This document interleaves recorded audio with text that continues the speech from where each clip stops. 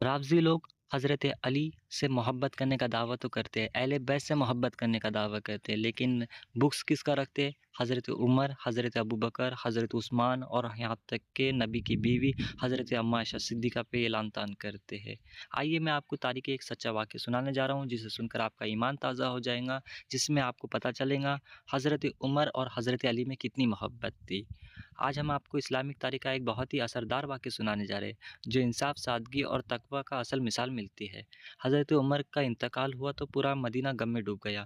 مسجد نبی میں آپ کا جنازہ رکھا گیا اور صحابہ آپ کے لیے دعا کر رہے تھے۔ صحابی عبداللہ بن عباس یہ واقعے کو بیان کرتے ہیں، کہتے ہیں کہ میں لوگوں کے ساتھ کھڑا تھا، حضرت عمر کے لیے دعا کر رہا تھا۔ اس وقت میرے دل میں بار بار حضرت عمر کی زندگی کے وہ کام یاد آ رہے تھے جو انہوں نے اسلام اور مسلمانوں کے لیے کیا۔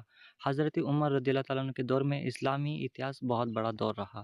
ان کے زمانے میں اسلام کی حکومت بہت دور دور تک پھیلی۔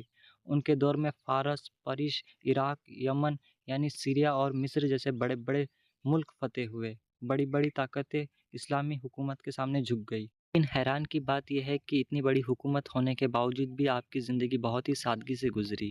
کئی بار ایسا ہوتا تھا کہ رات کے اندھیرے میں مدینے کی گلیوں میں نکل جایا کرتے تھے تاکہ دیکھ سکے کوئی بھوکا تو نہیں سویا، کسی پہ ظلم تو نہیں ہو رہا۔ ایک مشہور واقعہ ہے کہ ایک رات انہوں نے ایک خیمے کے بچوں کی رونے کی آواز سنی۔ انہوں نے پوچھا تو پتہ چلا کہ گھر میں کھانا نہیں تھا۔ حضرت عمر خود بیت المقدس سے آٹا اٹھایا اور کھانے پینے کا سامان لے کے اپنے ہاتھوں سے پکا کر ان بچوں کو کھلایا۔ ابن عباس کہتے ہیں کہ میں اتنی باتیں یاد کر رہا تھا، حضرت عمر کے لیے دعا کر رہا تھا۔ اچانک مجھے محسوس ہوا کہ کسی نے میرے پیچھے کندھے پہ ہاتھ رکھا ہے۔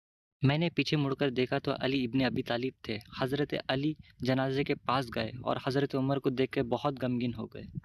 پھر انہوں نے ایسے الفاظ کہے جو آج بھی اسلامک اتہاس میں یاد کیے جاتے ہیں۔ انہوں نے کہا، اے عمر، اللہ آپ پر رحم نازل فرمائے۔ اللہ کی قسم میں نے آپ کے جیسے اعمال کسی کے پاس نہیں دیکھے۔ اگر مجھے اللہ کو راضی کرنا ہے تو میں آپ کے اعمال پیش کر سکوں۔ آپ کے پاس ایسے بہترین اعمال تھے۔ پھر حضرت علی نے کہا، مجھے امید ہے کہ اللہ آپ کو آپ کے دونوں ساتھیوں کے ساتھ رکھے گا۔ یہ کہہ کر انہوں نے اشارہ کیا حضرت محمد صلی اللہ علیہ وسلم اور حضرت ابوبکر صدیق کی طرف، کیونکہ حضرت عمر کی قبر بھی وہیں تھی جہاں رسول پاک صلی اللہ علیہ وسلم اور حضرت ابوبکر صدیق ہے۔ کیا کہتے ہیں حضرت علی؟ کہتے ہیں کہ اللہ کو راضی کرنے اگر مجھے کسی کے عمل چاہیے تو عمر جیسے عمل اللہ کے سامنے پیش کروں گا جو اتنے بہترین عمل تھے۔ یہ محبت تھی حضرت علی اور حضرت عمر کے بیچ میں۔ اللہ اور اس کے فرشتوں کی لعنت جو حضرت ابوبکر صدیق، حضرت عمر اور حضرت عثمان اور حضرت اماں عائشہ صدیقہ پہ لعن طعن کرتے ہیں۔ اللہ نے غیب سے ان پہ لعنت بھیجی ہے کہ خود سینہ پیٹتے پھرتے ہیں۔ جس دل میں ابو بکر اور عمر نہ ہو وہ سینے اسی قابل ہے کہ وہ ٹھوکے جائے، پیٹے جائے۔